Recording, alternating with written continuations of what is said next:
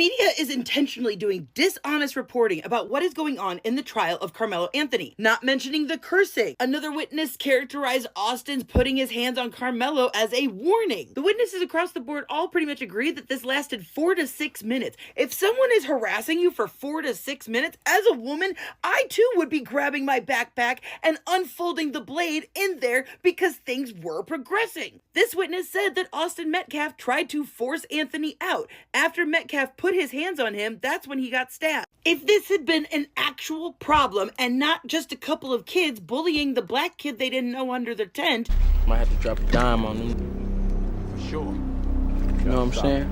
You gotta stop it. I don't like that shit. For sure, bro. I don't like that shit.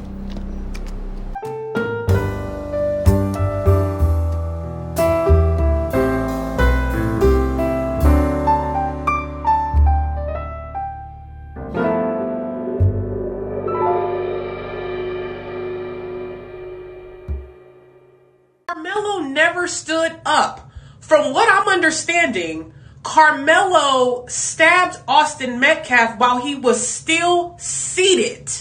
And when he stabbed him, it was in an upward position, simultaneously at the same time that Austin Metcalf pushed him. Now, I don't know if you guys saw my video yesterday when I said that when the defense was on cross with the medical examiner, he asked the medical examiner if it was possible that Austin Metcalf lunged himself into the knife.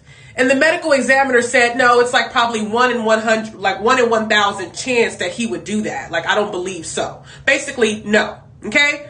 But I've been watching Neek at Night, and one of the kids testified, which was, I believe, a witness for the prosecution, stated that it was simultaneous when Austin pushed Karmelo, when Karmelo stabbed Austin. So at the same time that Austin pushed him, they saw Karmelo lean back and didn't even know that at that same time he stabbed Austin Metcalf. This is crazy. It's really crazy to me too that all this is happening as Karmelo Anthony never stood up. They said he did not actually stand up until after the stab happened. Another thing that I'm not understanding is, how is it so that you could be sitting down in a seat, you didn't approach anyone, but everybody on the stand is framing you as the aggressor just because you didn't want to leave? So you never stood up, you never approached this person, they approached you. They're standing over you. They're bigger than you. They're cursing you out. It's multiple of them and one of you, but some way, somehow, because he didn't leave, they are saying that he instigated this. He was the aggressor and he was, egging Austin on while always maintaining a seat on the bench. This is America. And then they said, so you saw Melo lean and go back and saw emotion. They said they seen him lean back and then his hand went forward.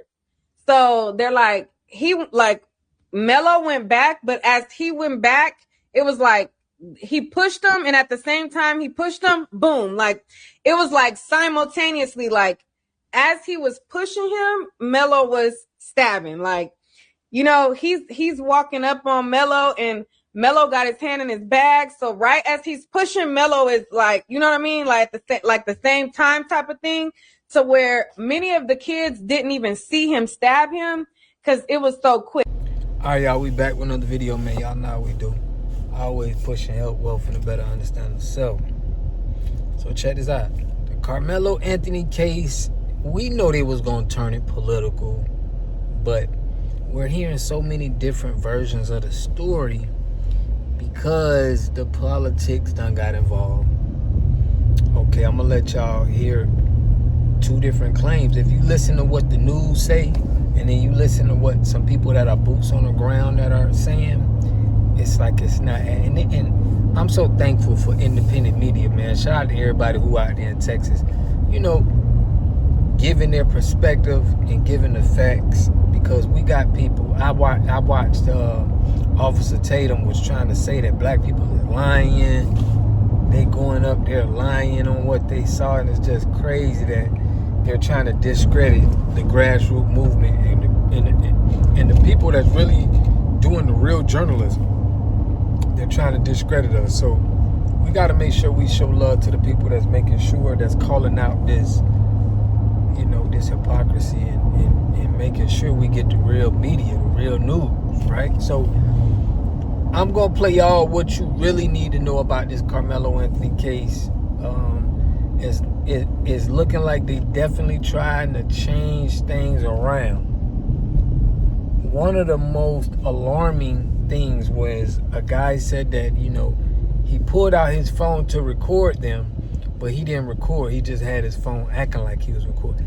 Just a lot of this stuff, if you got real common sense, you're going to be like, something ain't right. Somebody lying, something ain't right. But I want to know what y'all think about this in the comment section, man. I'm going to give y'all some more commentary. Y'all know how we do.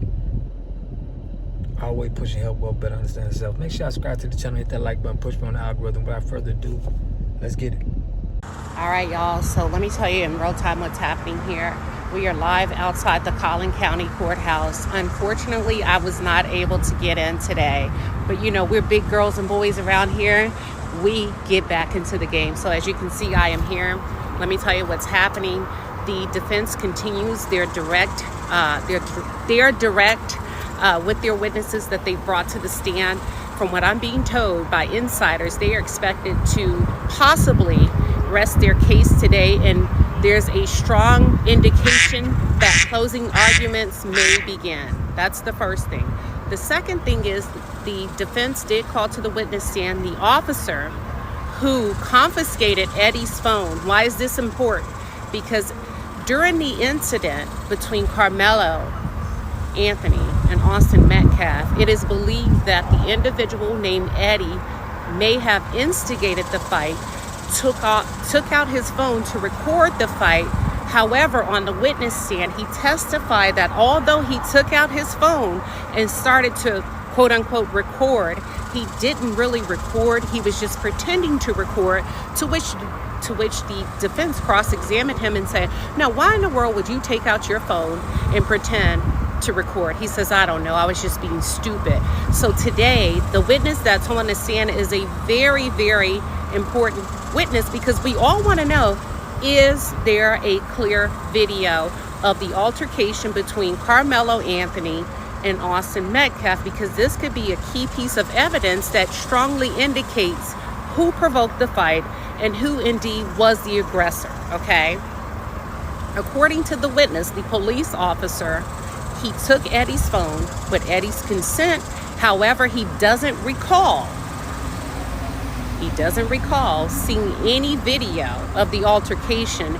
He glanced through the phone and took a look at the recently deleted and also the photos that Eddie had in his phone. The white nationalist Jake Lane come out here and say insinuatory threats to the life of Karmelo Anthony, to hang from a tree, and even to allude that Karmelo Anthony should be shot in the head. Our organization asked that the Collin County District Attorney's Office, as well as the Sheriff Department and the McKinney Police Department, open up a criminal investigation to those terroristic threats. There is no place for racism, bigotry, and white supremacy ideology in public. Media is intentionally doing dishonest reporting about what is going on in the trial of Karmelo Anthony. They're conveniently not going into the details and the inconsistencies in the witness's testimony, but luckily I was able to find somebody on Reddit who was actually detailing what each of the witnesses were testifying to. So allow me to paint you the picture of what I believe actually happened. I went through each of the witnesses' testimonies, and it's very clear that not everybody had a clear picture of what happened. So on the day of the stabbing, it started pouring down rain, which caused a delay in the track meet. Very common for athletes. And each of the schools seemingly brought their own tents and set them up so that the people could sit underneath them. Karmelo's coach testified that they did not have a tent, that it was actually coming later with a second bus, and they didn't have enough students to justify bringing a tent at that moment, so they didn't have a place to shelter from the rain. Anthony apparently was friends with one of the kids from the tent. Several people saw he and Anthony dap up, greeting each other, and seemingly Karmelo Anthony, while he was in the tent, made some joke about y'all our ass," referring to their football team. The friend, who weirdly enough denied kind of how close his relationship was with Karmelo Anthony,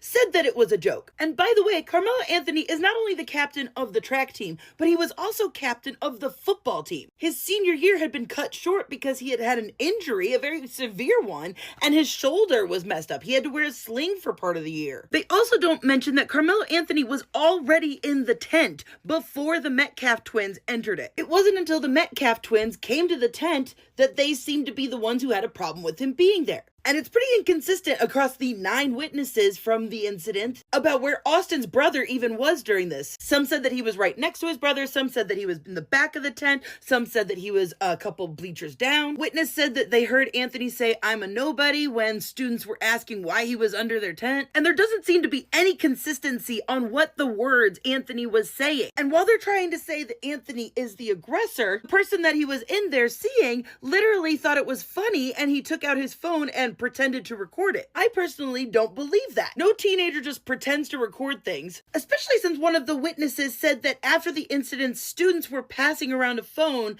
and looking at Anthony's Instagram page, which doesn't make sense. You wouldn't just pass the phone around. You would just ask for the handle and you would go to his Instagram page. What I think they were passing around was the video. I think there was a video and they deleted it because it would have looked bad on Austin. I say that because this person that Anthony was talking to didn't step up and say to the guys, "Hey, he's with me, we're just hanging out talking." And Karmelo's lawyer had to show a bunch of photos of the two together hanging out. They even hang out 3 times in a 3-week period, so they knew each other pretty well. It's clear that Austin specifically did not want Anthony in the tent and was ganging up on him. I think they all were, because both Anthony and Metcalf were frustrated and escalated, according to one of the witnesses. And mind you, there is no policy that these kids can't be in each other's tent. And in fact, there are supposed to be coaches at every tent because it's a bunch of teenagers have nothing to do. So where was the adults, in my opinion? And it didn't start out as a big deal because Austin Metcalf sat down on the bleacher in front of Anthony, which sounds honestly aggressive. He came in, he started antagonizing him, he sat down next to him, they started calling each other bitch. And nobody is consistent with the shoving part. Some say it was a small one-handed shove. Another witness said, and I believe this is the true story, that there was minor pushing for a couple of minutes. That both Austin Metcalf and Karmelo Anthony were angry and aggressive. Several witnesses say that they didn't believe Anthony when he was bluffing, but Metcalf and Anthony were frustrated and it escalated, and some called the shove a nudge. And one of the witnesses, turns out, told the cops that Anthony had told a joke and that Metcalf had pushed on Anthony in a lineman move, which is an inward and upward motion. Some of the witnesses said that both of the Metcalf brothers were ganging up on Anthony. And I think these kids have a very skewed perspective of what defending them was, because they said that Anthony said, "You're not going to move me, you're a bitch." The witness told the jurors Austin was defending us. That's not defending you. I think y'all went through a very traumatic effect, and you can't come to terms with the fact that I think your friend was the aggressor. But you can't say that he deserved it. So obviously this guy has to be the perpetrator. It has to be his fault. It has to be a murder. Some of the kids were giving different statements to the police last year, right after it happened, like not mentioning the cursing. Another witness characterized Austin's putting his hands on Karmelo as a warning. The witnesses across the board all pretty much agreed that this lasted 4 to 6 minutes. If someone is harassing you for 4 to 6 minutes, as a woman, I too would be grabbing my backpack and unfolding the blade in there because things were progressing. This witness said that Austin Metcalf tried to force Anthony out. After Metcalf put his hands on him, that's when he got stabbed. If this had been an actual problem and not just a couple of kids bullying the black kid they didn't know under their tent, then they would have gone and gotten an adult that should have fucking been there to begin with. And that is very obvious on cross-examination of a witness when the lawyer said if Anthony and a friend were outside of the tent, what was wrong with that? And the witness, who was also on the football team and was part of this little group, said it was because of the proximity to the tent. But every witness who saw the stabbing said that Karmelo was sitting on the bleachers and that Metcalf was standing up and pushing him. Anthony never got out of his seat. And not only that, the wound and the blade prove that he did not even try to stab him. He just held it out and Austin went on the blade. You know how I know this? Because the blade itself is 3.5 inches long. Everyone said that Austin leaned in to push him and Karmelo stabbed him. There's no dispute about that. Anthony was sitting, Austin was standing over him, getting ready to shove him, and he goes into the blade. So if the blade was 3.5 inches and the wound was 2 inches deep, people, what does that mean? It means he could not have stabbed at him as Austin was leaning in to shove him. Austin had to have been the one who fell on the blade.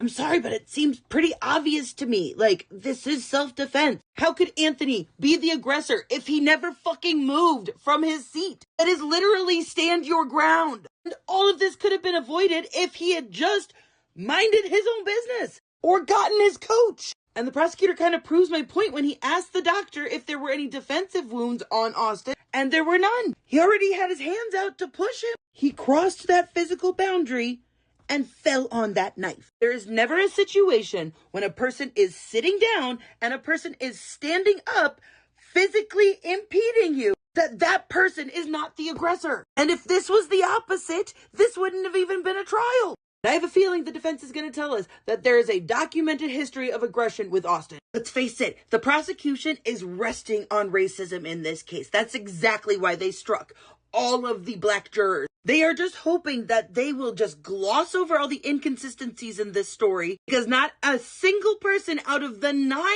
witnesses that were there had a consistent story. And that's what the media is not telling you. Having trial. Karmelo Anthony is charged with the murder and the death of Austin Metcalf. Our Trevor Sohaki is live for us this morning outside the courthouse. And Trevor, the defense will continue making its case later today. Tell us more. Yes, it will, Carmen. And Anthony's defense here is that he was acting in self-defense. He's arguing that Metcalf provoked the altercation between the two of them. Now, the defense started presenting its case over the weekend by calling Anthony's track coach to the stand. He testified to Anthony's character, saying the teen was nominated by his teammates for captain. Prosecutors asked the track coach if an athlete should have a knife at a track meet, and the coach said no. Before that, prosecutors questioned 18-year-old Eddie Parra, a teammate of Metcalf at Memorial High School, and the person who greeted Anthony at the Memorial tent. Parra told the court he and Anthony were acquaintances before the track meet, and in response, the defense showed pictures of the two together on multiple occasions, including at a track meet in March of 2025, sitting together on a bench and talking. Court will pick up where it left off, starting today at 9 a.m. Live in McKinney, Trevor Sohaki, CBS News, Texas. Trevor, thank you for the latest there. Well, testimony is expected to continue today, as you just heard Trevor mention. So remember, you can follow our blog from the courtroom with updates both on air and online at cbsnewstexas.com. A community must have 3 things to have a community in it. You must have a wholly independent economic structure that can provide goods, service, products, and things for your own people, and jobs and tax spaces for your own people. You should at least control 4 basic things. You should be trying to control water, food, medicine, and energy to be able to survive and compete. Here we got Mr. Pollock. He had a cornfield. He took advantage of a free water test from us, and this is what we found in this water. We found sulfur, we found hardness, and we solved these problems with an easy fix of 2 tanks. So get your free water test today. Stay blessed. Click the link below.